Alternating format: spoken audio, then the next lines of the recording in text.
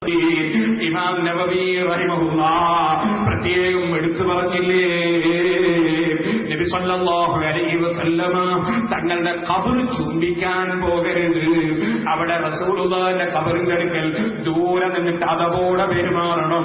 ഖബർ ചുംബിക്കരുത്, ഖബർ തടയരുത് എന്ന് ഈവാഹിലെ ഇമാം നബവി റഹിമഹുല്ലാഹ് പറഞ്ഞപ്പോ ഈ തടകലും ചുംബിക്കലുമാണ് ബറക്കത്ത് എന്ന് ആരും ചിന്തിച്ചു പോകരുതെന്ന് പറഞ്ഞുകൊണ്ട് ബഹുമാനപ്പെട്ട ഇമാം നബവി റഹിമഹുല്ലാഹ് ഈവാഹിൽ വിവരിച്ചു. അതാ കുറെ ആളുകൾ അങ്ങനെ ചെയ്യുന്നു എന്നുള്ളത് നീ നോക്കണ്ട.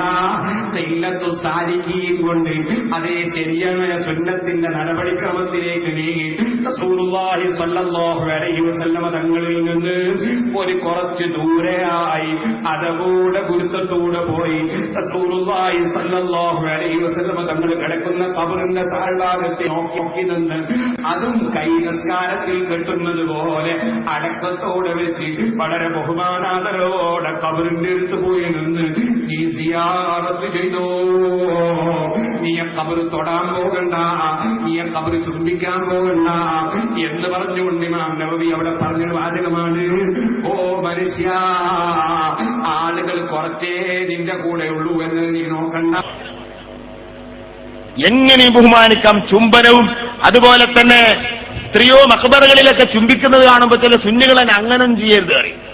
മഖബറ ചുംബിക്കുന്നതിന് ഒരു തകരാറുമില്ല. മന്ദൂബൻ റംലി ഇസ്മുദ്ദീനയിൽ കാണാം, അത് സുന്നത്തായ കർമ്മമാണ്. ഇമാം റംലി തങ്ങൾ അത് പറഞ്ഞിരിക്കുന്നു. മഹാന്മാരെ ഖബർ ചുംബിക്കുന്നത്, ഖബർ മുകളിലിട്ട പുടകൾ ചുംബിക്കുന്നത് ഒക്കെ നല്ലതാണ്.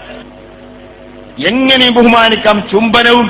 അതുപോലെ തന്നെ എത്രയോ മഖബറുകളിലൊക്കെ ചുംബിക്കുന്നത് കാണുമ്പോൾ ചില സുന്നികളെ അങ്ങനും ചെയ്യരുത് അറിയും. ഖബർ ചുംബിക്കരുത്, ഖബർ തടകരുത് എന്ന് ഈവാഹിലെ ഇമാം നബവി റഹിമഹുല്ലാഹ് പറഞ്ഞപ്പോ ഈ തടകലും ചുംബിക്കലുമാണ് ബറക്കത്ത് എന്ന് ആരും ചിന്തിച്ചു പോകരുത്.